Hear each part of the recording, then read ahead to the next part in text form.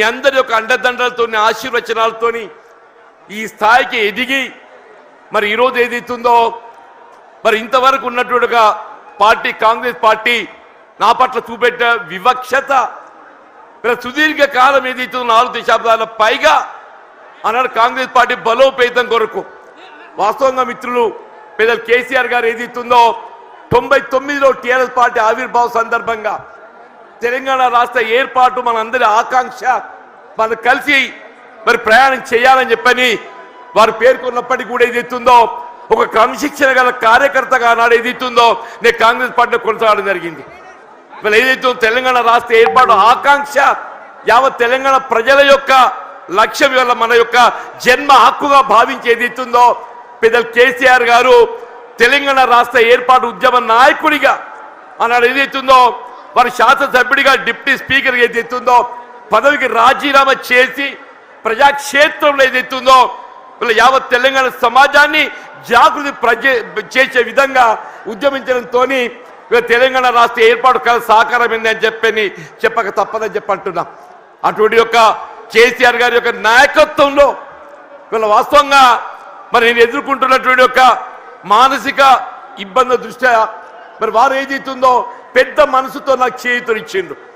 వారు పెద్ద మనసుతో నాకు చేయూతనిచ్చి ఏదైతుందో ఇలా ఒక ఉద్యమ రథసారథిగా బీఆర్ఎస్ పార్టీలో చేరి ఇలా తెలంగాణ రాష్ట్ర ఏర్పాటు వాస్తవం వారు దశాబ్ద కాలం 2 పర్యాయాలు ముఖ్యమంత్రి ఏదైతుందో తెలంగాణ రాష్ట్రాన్ని వీళ్ళ జాతీయ స్థాయిలోనే కాకుండా అంతర్జాతీయ స్థాయిలో దాన్ని నిలబెట్టడం జరిగింది. మరి అటువంటి ఒక రాష్ట్రం ఏదైతుందో ఆనాడు కాంగ్రెస్ పార్టీ ఇవాళ ఏదైతుందో ఒక ఇంకా మెరుగైన రీతిలో పాలన ఇవ్వడం జరుగుతుందని చెప్పినటువంటి భావన ఆశల పల్లకిలో ఊరిగింప చేయడంతో ఏదైతుందో మరి మొన్నటి 23 ఎన్నికల్లో కాంగ్రెస్ పార్టీ అధికారానికి వచ్చింది. కానీ వాస్తవంగా జరిగింది ఏంటి అనేది మనం ఒకసారి ఆలోచన చేయాలని చెప్పి అంటున్నాను. వారు ఆరంభించిన ఒక పథకాలకు ఇవాళ వాటికి ఏదైతుందో మెరుగైన రీతిలో దాన్ని అమలు చేయడం పక్కన పెట్టండి. అసలు కార్యక్రమాలు ఏదైతుందో అమలు మరిచిపోయే విధంగా ఇవాళ ఏదైతే రైతాంగం ఈ దేశానికి అన్నం పెట్టే రైతు వెన్నెం కాని చెప్పి అంటున్నాం. అటువంటి రైతుకి ఏదైతుందో ఒకప్పుడు శిస్తు చెల్లించేది ఉంటుండే. ఆ శిస్తు చెల్లింపు ఏదైతుందో ఆనాడు ఎన్టీ రామారావు టీడీపీ ప్రభుత్వ హయాంలో దాన్ని రద్దు చేస్తే వీళ్ళ కేసీఆర్ గారు ఏదైతుందో వీళ్ళ దేశంలోనే కాదు అంతర్జాతీయ స్థాయిలో కూడా పెట్టుబడి సమకూర్చే ప్రతి ఎకరానికి ఏదైతుందో 5,000 రూపాయలు చొప్పున 15,000 రూపాయలు పెట్టుబడి అందింపజేసే విధంగా కార్యక్రమాలు అమలు చేయాలి జరిగింది. ఇవాళ కాంగ్రెస్ పార్టీ వస్తే 15,000 ఇస్తామని చెప్పామే. ఇలా 15,000 కాదు కదా, అసలు 10,000 అమలు 3 పంటలు కోల్పోయినామని చెప్పి అంటున్నాం. ఇలా రబ్బీ పంటకు వచ్చిందే మనం అందరం గమనిస్తున్నాం. ఇలా 1 ఎకరానికి ఇచ్చారు అంటున్నారు 6,000 రూపాయలు అని చెప్పని.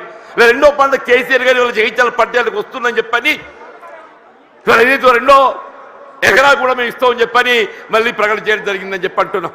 మనం ఏ కార్యక్రమాన్ని తీసుకుందని చెప్పి అంటున్నాను. నేను కళ్యాణ లక్ష్మి ఆడబిడ్డల పెళ్లికి తోడ్పడే విధంగా ఏదైతున్నదో వారు 50,000 నుండి ఆరంభింపజేసి 1,00,000 రూపాయలు ఆర్థిక సాయం అందింపజేయడం అని చెప్పి అంటున్నాం. కాంగ్రెస్ పార్టీ ఏదైతుందో తులం బంగారం జోడిస్తామని చెప్పన్నారు. మరి తులం బంగారం ఏమైందో మరి ఎవరికైతే కళ్ళ రాలేదని చెప్పి అంటున్నాను.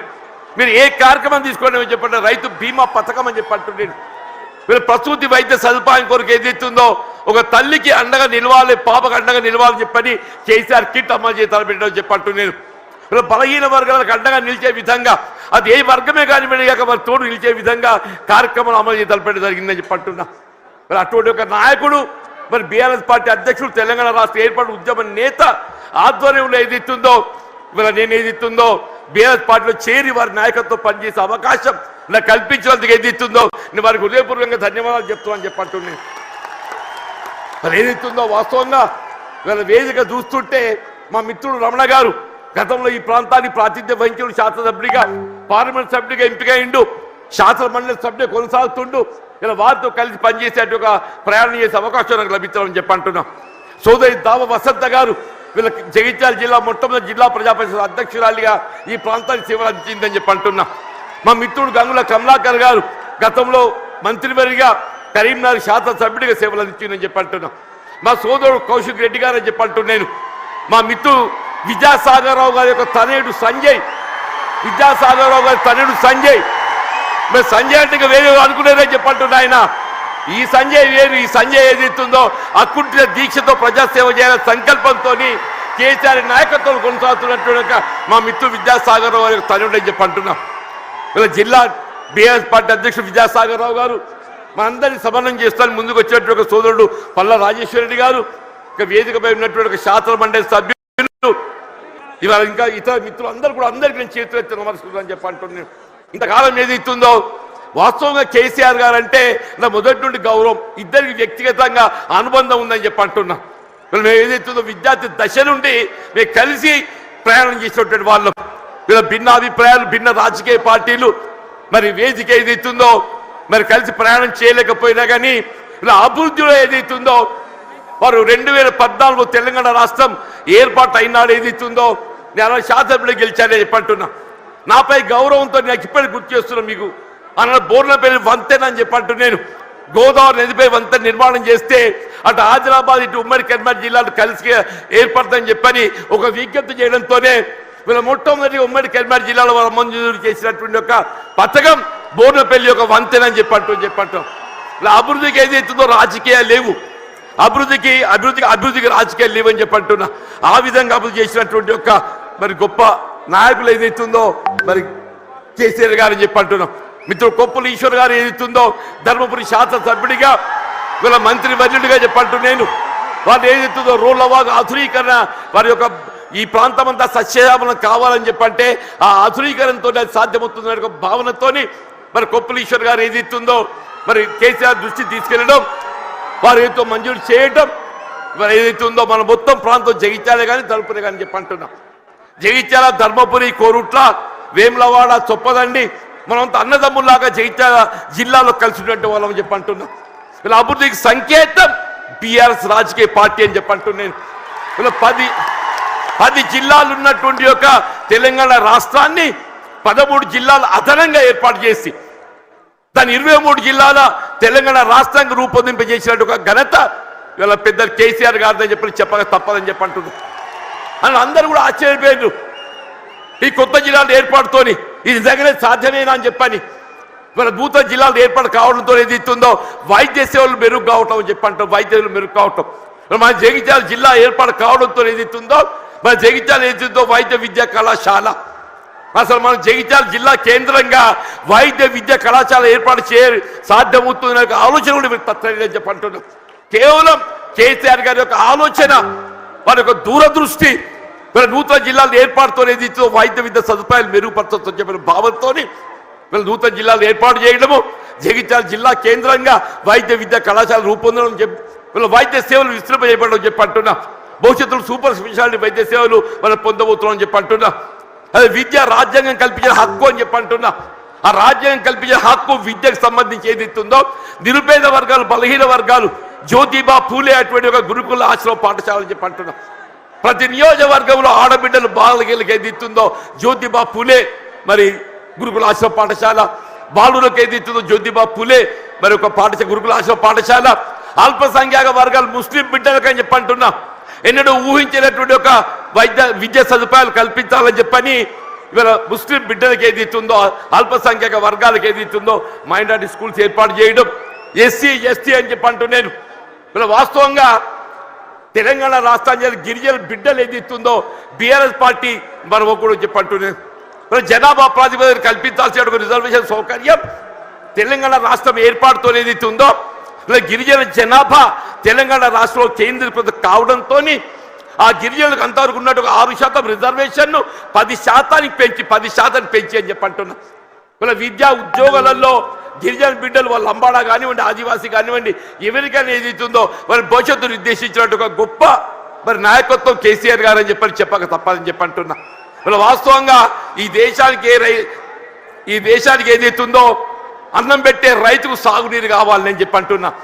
ఉచిత విద్యుత్ సదుపాయం ఏదైతుందో గతంలో నిర్దేశిత వేళలో విద్యుత్ అందింపజేస్తే వీళ్ళు ఏ విధమైనటువంటి ఒక ఆంక్షలు లేకుండా 24 గంటలు ఏదైతుందో రైతాంగానికి ఉచిత విద్యుత్ కల్పింపజేసిన ఒక ఘనత బీఆర్ఎస్ పార్టీ అధ్యక్షుల అధినేత కేసీఆర్ గారికి దక్కుతుందని చెప్పంటున్నాను. ఇలా ప్రాణహిత నదీ జలాల వినియోగం తేవాలనే, ప్రాణహిత నదీ జలాల వినియోగంలోకి వస్తేనే కానీ ఏదైతుందో మన తెలంగాణ రాష్ట్రం రైతాంగం ఏదైతుందో మన పంటలు పండు సాధ్యమవుతుందని చెప్పి అంటున్నాయి.